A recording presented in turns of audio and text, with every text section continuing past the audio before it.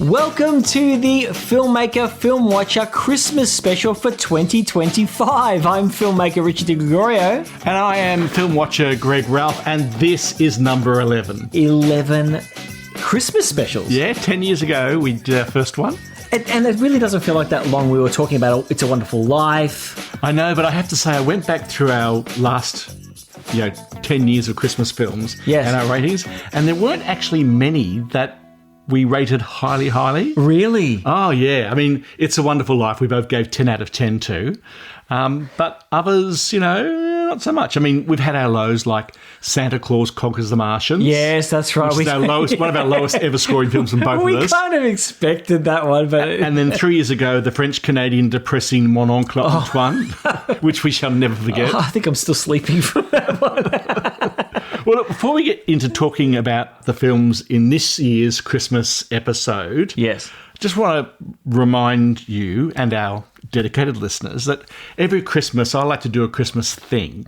Oh, yeah, you do. It started out simply with just pulling a cracker, which is the dud, so we did a better one the next year. We've done Santa Claus Ho-Ho-Hoing. We've done Angel Jingle Bells. Oh, there was one, I don't remember whether it was a few years ago when you scared the living... 3 years ago. Yeah, daylight out of me. So 2 years ago, with the Pass the Parcel. With the Pass the Parcel. And do you remember what last year was? Forget what that was. Last year was bad Christmas cracker jokes about film titles. That's right. So every year as we come up to this episode, I think, oh, God, what am I going to do? What's left? What Christmas stuff can we play with? And it took me a little while this year, but I worked it out. You know what we haven't done yet? What's that? Christmas carol singers. Oh, okay. So what I've done is I've invited in the local gospel choir, and I've asked them to sing some Christmas carols about our podcast. Okay. So I'm just going to let them in. Come in, guys. Oh, hello. Sorry, just down the back. Yes, plenty of room. Okay. And so we're going to do part of the first Christmas carol, just about our podcast. Oh, okay. Yeah.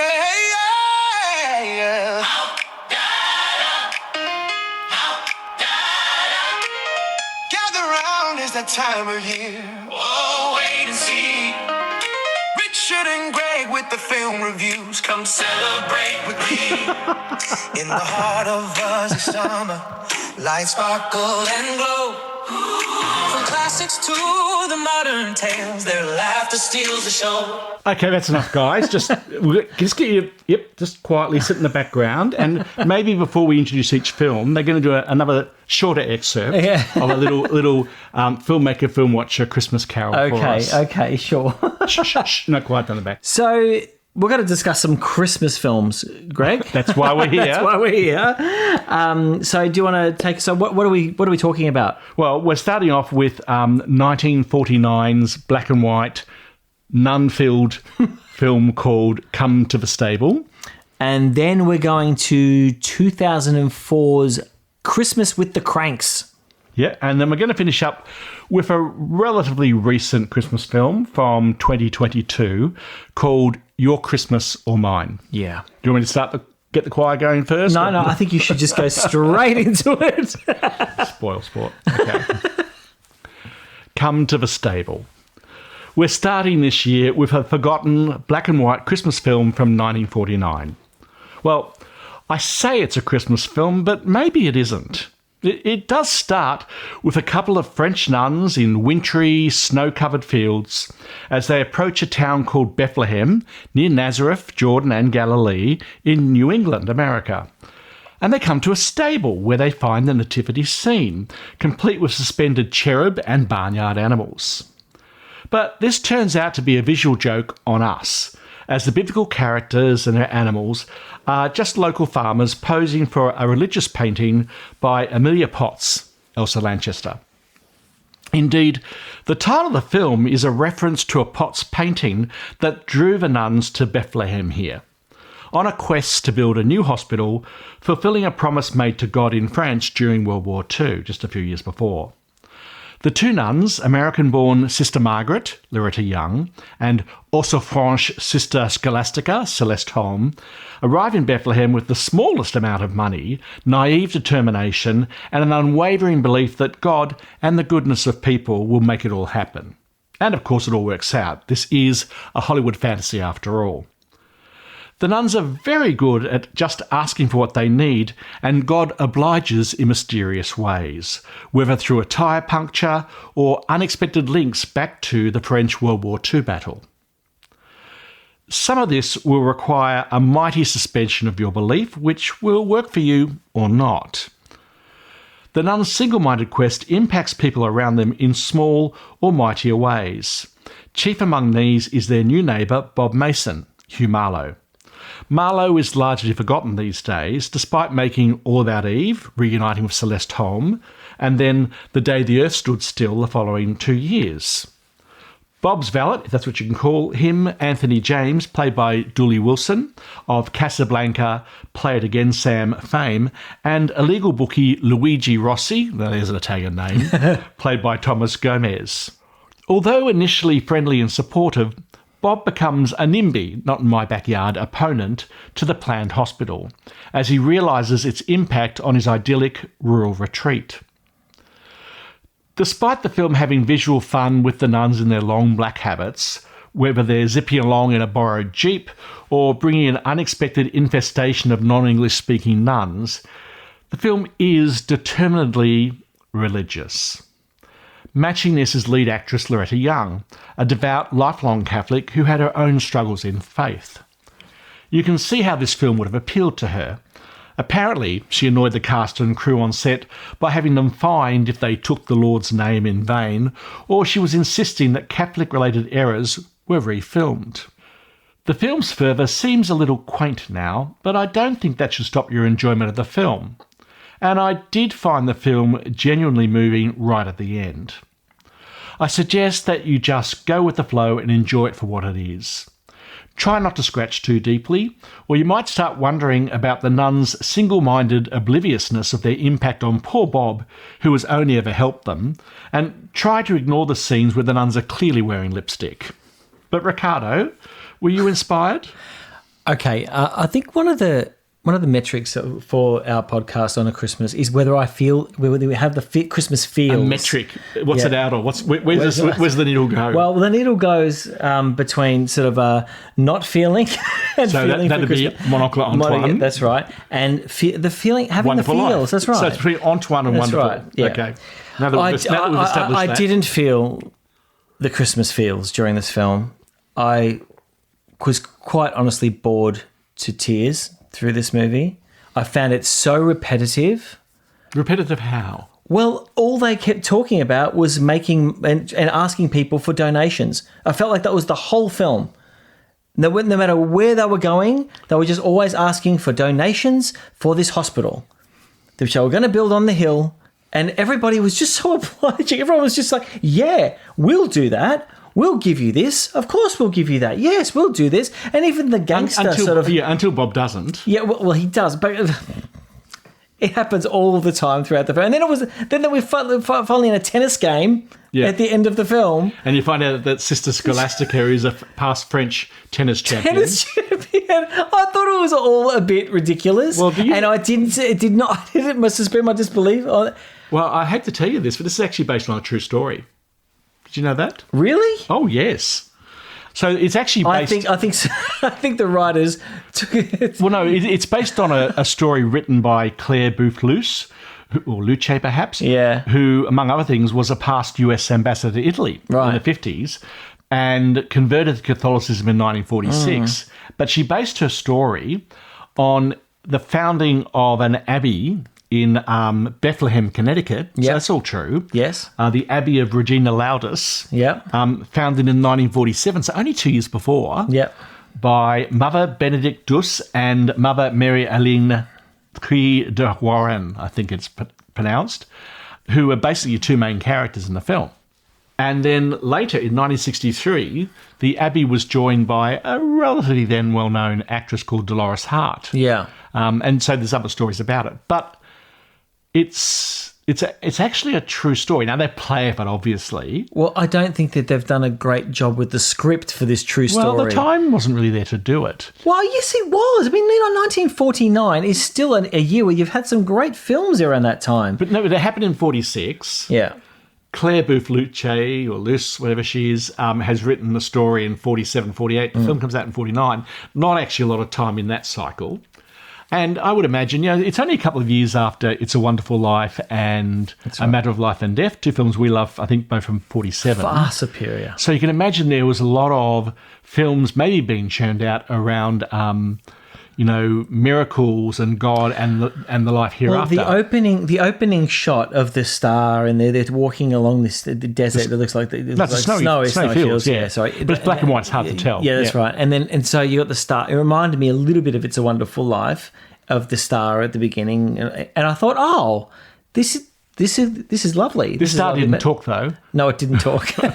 But I thought, oh, this could be lovely here, and then I couldn't really go along with it. I just kept going, it felt so repetitive to me, the whole film. And then I knew what was going to happen. I knew because everything was coming their way. So there was never any real roadblocks for the characters. Mm-hmm. So it was just everybody was in agreement all the time. Well, that's because God was on their side. Yes, but everybody was just... It doesn't create any stake for the characters. It doesn't create any... Does God not do that for you?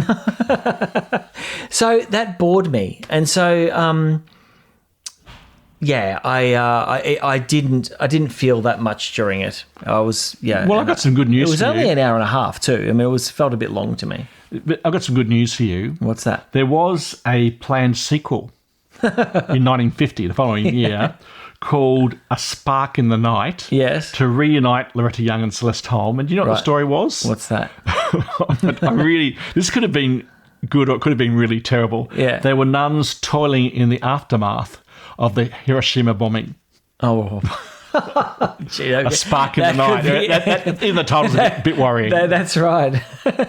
But look, I thought even filmically, it didn't really do anything amazing for the time. Now, you might have seen a shortened version. So did you ever see the scene where they were doing the tap dance number? No, I did not. They did not do a tap dance number. It was worth a shot. Yeah. Well, look, you were saying how it reminded you of It's a Wonderful Life. Were you at the opening shot? Yeah, but were you reminded of any other films? Because I was. No.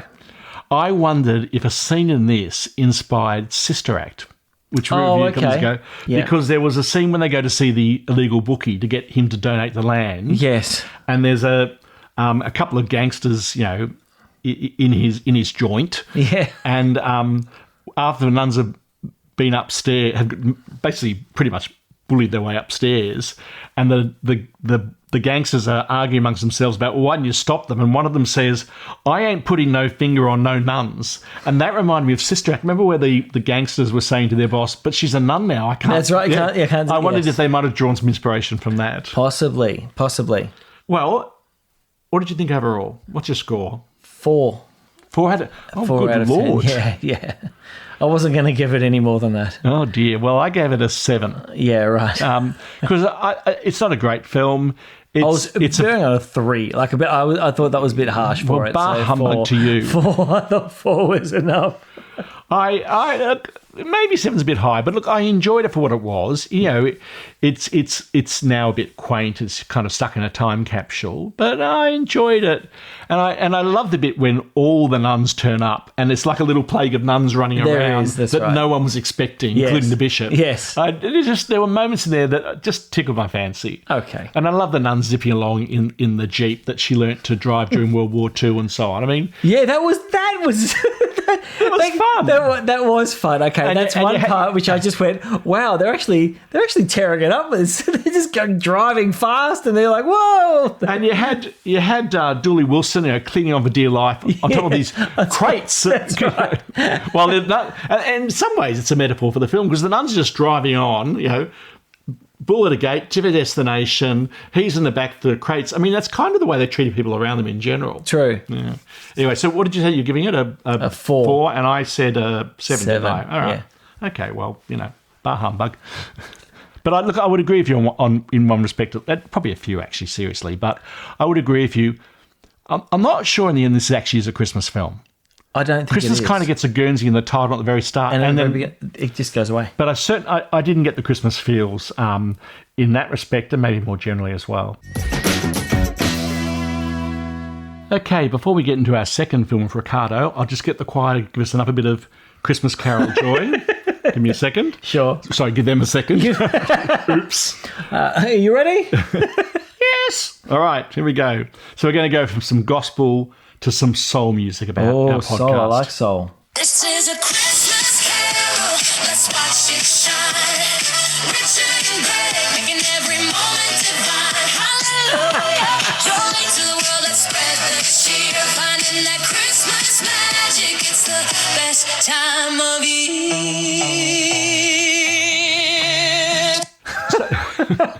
Okay, so shh, quiet in the back. All right, so let's move seamlessly from that, Ricardo. And why don't you tell us about our second Christmas film? Okay. Directed by Joe Roth, the 2004 film Christmas with the Cranks is one of those films that turns up every December, although I'd actually never seen it.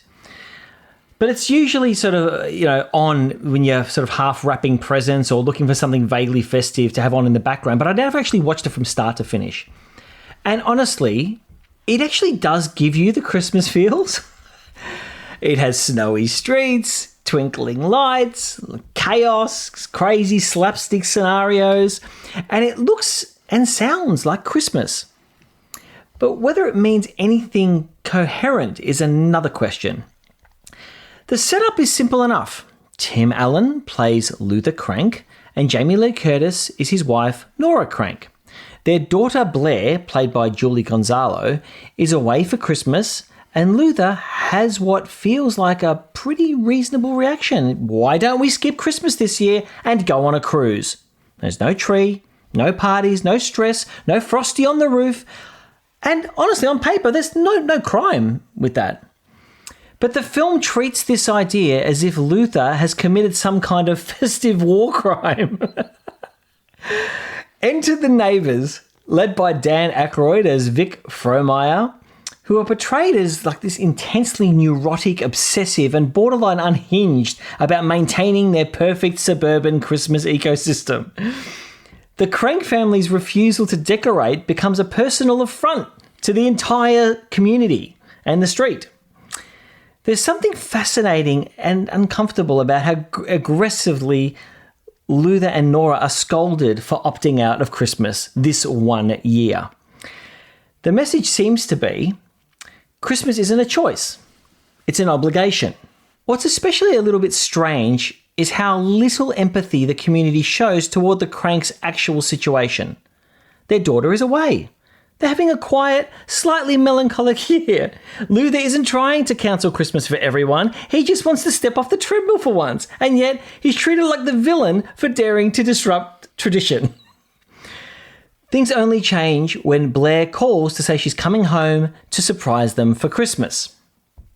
And suddenly, the same neighbours who were shaming and humiliating Luther and Nora flip a switch. Now they're helpful, generous, cooperative. The whole street bands together to decorate the house, cook the meal, and make Christmas happen in record time. And yes, look, on a surface level, it's meant to be heartwarming. Community coming together, Christmas spirit restored, cue the swelling music, it's Christmas time. But here's the thing which never really sits right. They didn't come together for the Cranks, they came together for themselves. The neighbourhood only softens once their own expectations of Christmas are back on track. The joy feels kind of conditional, a bit transactional. You can celebrate, but only if you do it the right way. Tim Allen's Luther is framed as needing to learn a lesson, but it's not entirely clear what the lesson is. That Christmas must be performed publicly, that it's opting out is selfish. The grief, change, fatigue doesn't excuse stepping away from the tradition. The film wants to say Christmas is about togetherness, but it muddles the idea of punishing anyone who doesn't immediately conform. Still, despite all that, Christmas with the Cranks does work on a certain Christmas nostalgic level. Jamie Lee Curtis brings a really nice warmth and comedic energy. Tim Allen leans into his flustered everyman persona, like all his films, and the snowy, heart-filled climax absolutely delivers the holiday feels and the Christmas vibe. It's cozy, it's familiar, and it's Christmassy and seasonal. But just don't think about the message too hard, because the moment you do, you start wondering why wanting a cruise instead of a Christmas tree, even if this is a valid decision, makes you the bad guy. Greg, what are your thoughts on Christmas with the Cranks? Well, we're not going to agree on much, actually, other than I didn't think this was a terribly good movie. Yeah. Maybe I'm going to judge it more harshly than yourself in the end, but I think you've got a couple of things wrong there. The first thing is, do you know where the story comes from? No. It's based on a story called... Don't say it's based on a true story again. No. It's based on a story called Skipping Christmas, which I think is actually a much better title. Yeah. Written by John Grisham, who Right. writes all the legal thrillers and so on, which is a bit unusual. But I read a synopsis of his story, and what's clearer, I think, in that than in the film, is the reason the neighbours are all terribly, terribly grumpy is, there's a transactional element and so on there, but the core reason, which is kind of glossed over in the film, is they're all competing in the best neighbourhood Christmas contest, and for the first time, they don't do well because the Cranks have let them down. Right.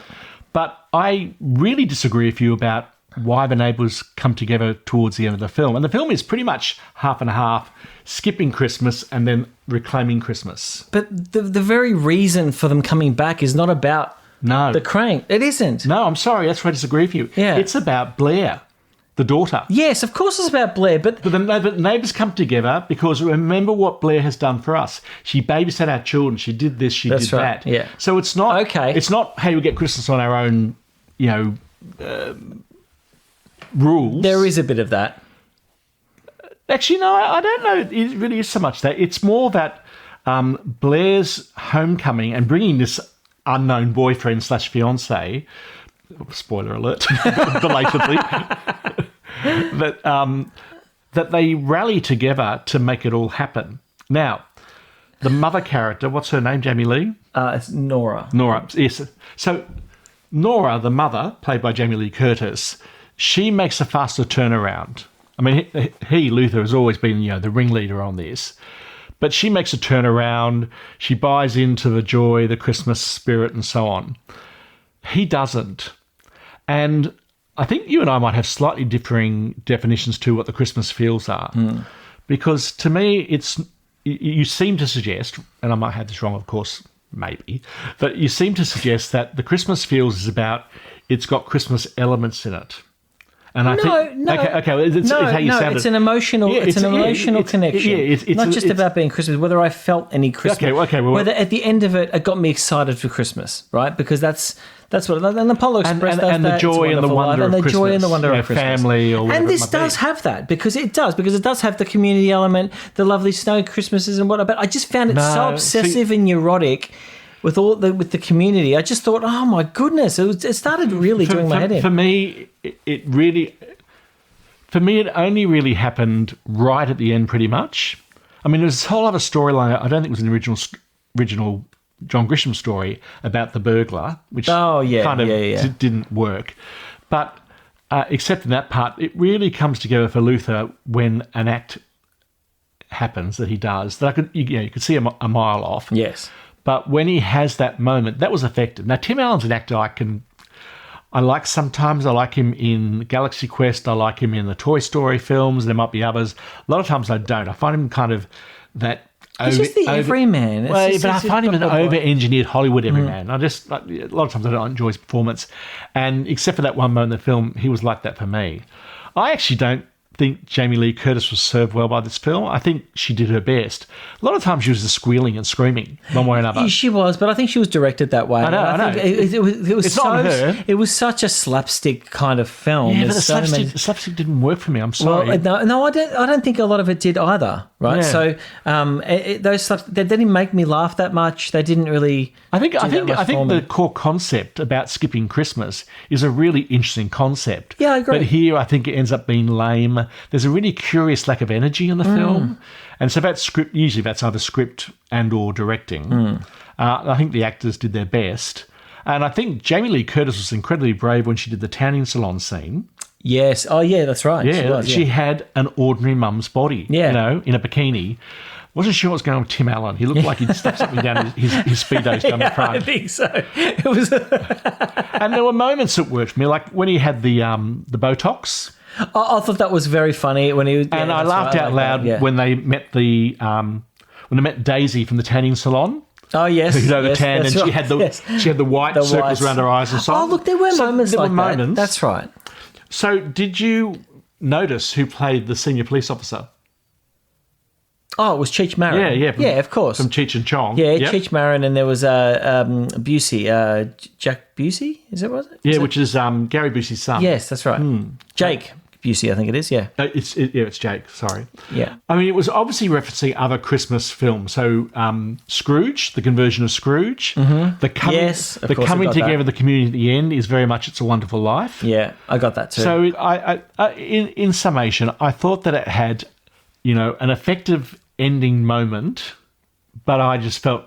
You said for the prior film, Come to the Stable, I'd say the same thing. It's only about an hour and a half long, and That's it right. just felt long to me. And my wife sort of said she persisted to the end, but she kind of wondered why she did. yeah, right. So I'm going to give it just a 3 out of 10. I just really Oh wow. found so little in it. No, I didn't hate it as much as you did. I mean, it was still. It was still an enjoyable because I still got the Christmas feels. I gave it a 5. See, I didn't. Yeah. Okay. So before we get on to our third and final film, Ricardo, we've got these people here from the choir. Let's give them something to do. But their conductor, a very esteemed gentleman, informed me they want to mix it up a bit. So we've had gospel and soul, and this Sure. time they're going country. So over to you, choir. In the fields now?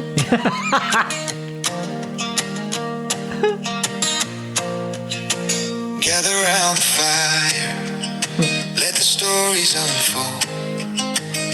Richard and Greg, with hearts bright and bold. In the fields now? In Australia's summer, a Christmas sound so true.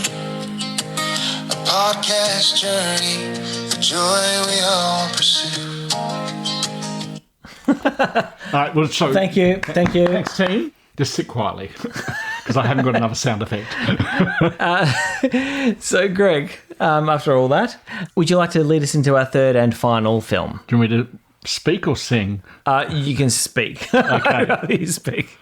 So this film is called Your Christmas or Mine, made in 2022, and it's our last chance this year for shared Christmas feels. And it worked for me, particularly on this second viewing. The film tells the story of lovers Hayley, Cora Kirk, and James, Asa Butterfield, the little boy from Martin Scorsese's Hugo, who grew up to recently lead the TV show Sex Education. Hayley and James are fellow students at a London theatre school, and 2 months into their relationship and the first blush of love. As we meet them, they're heading home for their respective family Christmases, leaving on different trains from the same station. Unfortunately, they both had the same romantic impulse at the last minute, to change trains to surprise their lover when they reached their home station. But, because they both changed trains, they end up at each other's home, but not with each other. And then they're both snowed in so that they can't reunite. Both James and Hayley find themselves stuck with their partner's family, having to lie about their unknown relationship and London lives, while discovering how much they themselves weren't told about the other's life. James ends up with Hayley's rowdy, poor but happy family, led by her father, Jeff, Daniel Mays, an ice cream van owner, and Hayley ends up in more salubrious circumstances as she meets James's father, Humphrey, Alex Jennings, housekeeper Iris, Harriet Walter, and grumpy neighbour Jack, David Bradley. Daniel Mays, Alex Jennings, Harriet Walter and David Bradley are all talented lead and character actors. A shout out to Mark Heap, who plays the country station master. Now, if you don't know these names, you almost certainly know their faces, as they are in constant employment across British TV and films. And they are surrounded here by a handful of lesser-known actors who work together to create the family worlds in which James and Hayley find themselves. The train mix-up is a simple premise, but it works for me. Both worlds are believable and engaging. But for me, The heart of the movie is the outcomes of Hayley's interactions with James's father. A naturally warm and vibrant person, she ends up melting a heart left frozen by past death.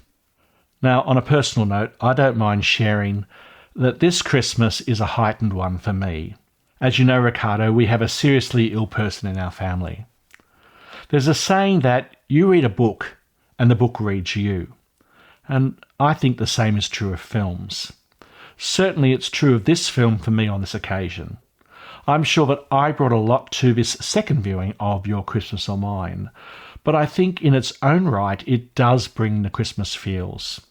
My wife and I both felt that this film was so much more moving on a second viewing 2 or 3 years later. Now, less successful on any viewing is a sequel, the imaginatively named Your Christmas or Mine 2. It came out the following year and has every feeling of being rushed to market on the back of the first success. It is best avoided. But Ricardo, with the first film, did you manage to have the Christmas feels? I was so happy that we chose to do this film. Because we came close last year. We did. And we did Last Train to Christmas instead. Both Christmas train British films. Yeah, that's true. And I love the premise. I thought the swapping at the stations, because they're in love, so they want to surprise each other, was fantastic. And I thought it was a really great premise to start with. And I just loved this film. Great. I really did. It moved me so much. And I thought the story was beautifully told.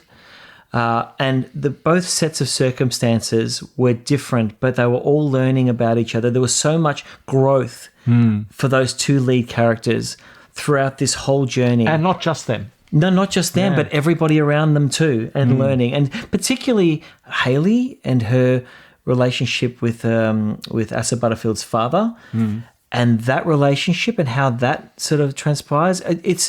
It's beautiful. And it's almost magical the way she transforms.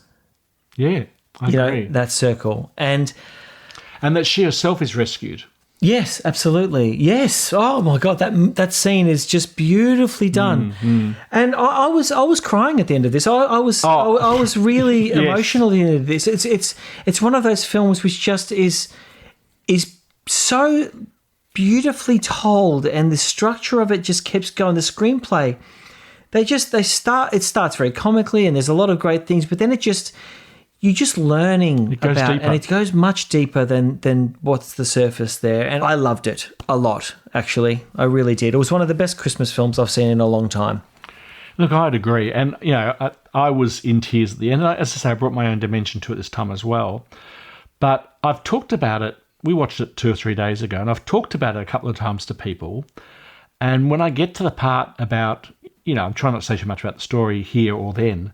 When I get to the part about Hayley and James's father, Humphrey, I feel the tears still inside me. Yeah. Like the emotion is there because, I've got stuff that, it's tapping into, but it's just so beautifully done. It really is.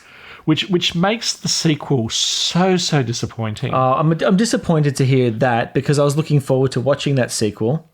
Let me tell you a bit about the sequel. They obviously had a bigger budget because in the second film, they go to Austria. Yeah. And meanwhile, the father, Hubert, I think he's married, he's certainly engaged to Jane Krakowski, who's the well-known American musical theatre and star from things like Ally McBeal and Smigadoon as well. Yeah, Right. And she's a good performer, but they bring in this unnecessary American character. They have another mix-up kind of thing.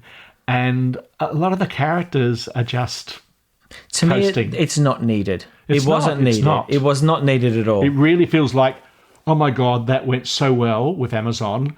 Let's do the sequel. It surprised me when I saw there was a sequel, because I thought it was a great premise. It's early love. They swap. This is just a by chance sort of happening.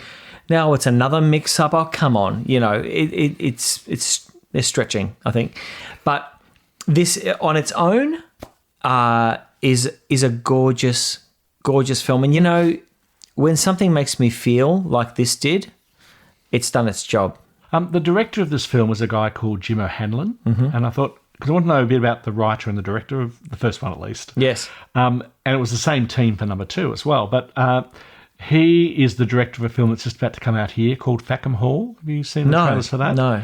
So it's basically a spoof of the Downton Abbey films, Right. written by Jimmy Carr, the British comedian. Yes. He's got a bit part. That's right. And it looks like it could be really fun. It feels like Downton Abbey meets Flying High. Right. Or Okay. Airplane for some people Yeah. in different parts of Yes. the world. But he also directed a series of one-off comedy movies called A Touch of Cloth, which is a bit like Flying High again, which is but based around, the British procedural police who killed the person kind of shows. Sure. And it does a brilliant job, led by John Hannah. So this is a guy who in his past work and in the one that's coming out is doing very Flying High kind of stuff.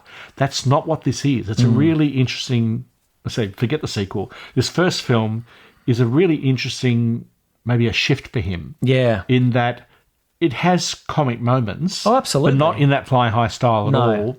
But the great thing about it is the heart, and in particular the story around this frozen heart, which is Humphrey, Yes. James's dad. Oh.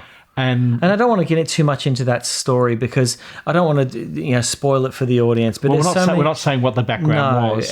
but it's beautiful how Haley brings a lot out in that world. It's really lovely. Yeah, and it's for those who aren't familiar with this film, which is probably a lot of people, unfortunately, here in Australia, and I imagine overseas, it's on Amazon Prime. Yes. And you think about, there's been a lot of flack, and often deservedly so, about the kind of films that the streamers are perhaps churning out. Yeah, that's right. And They're all starting to get their own look a little bit. Like Netflix is starting to oversaturate. You can see a Netflix type of film. So they're starting to look a bit similar in terms of the looks of a Netflix film. They're trying to sort of separate themselves from others. And they're also, they can be big budget, big stars, often big action kind of stuff. Yeah. But a lot of them are forgettable. In a my lot view. of them are. This You're is a right, standout exception. Oh, it is. And I love the way it was shot too. It was shot really beautifully.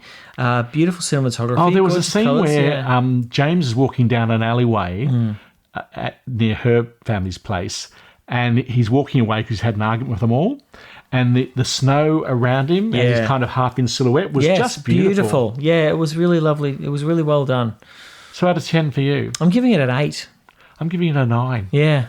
I just think, and maybe particularly because on this second viewing, as I say, I brought things to it this time as well that maybe didn't last time, but it is just, so I'm glad that you enjoyed it. Oh, I really did. This is the one I thought, this is the Christmas feels film. I really did. And I was so happy because it was the third film that I'd watched. I watched Come to the Stable, then I watched Christmas with the Cranks, and then I watched this one. So I was really hoping to like it. I really wanted to, and I really did.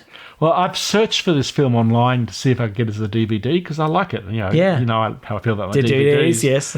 And almost a kind of an anxiety that one day they'll take it off for the reasons that streamers do, and it won't be accessible anymore. But at least as far as I can tell at this point in time, there is no DVD, sadly, either. Wow, I didn't realise Speaking that. of an old-fashioned dinosaur. Yeah, that's right. An old-fashioned Christmas dinosaur. Yeah. But anyway, I loved it. Good. I'm really pleased about that. Well, that concludes our Christmas special for 2025. I'm glad we ended on a really good one. Oh, anyway. thank God. Because as I said at the start of this episode, it's amazing how many films that we've seen that have been somewhere between, oh no, to, yeah, kind of. And we choose really We try to choose, popular and good Christmas films, which people usually enjoy. But, for whatever reason... And I really go into watching every one of these wanting to enjoy and wanting to feel that. So I'm not going in there with any sort of thoughts of negativity to Christmas. I love Christmas and I can't wait to have those feels, because it brings me right in there and ready for it, Yeah. So I'm pleased that we discovered Your Christmas or Mine, number one. Number one. Not number two.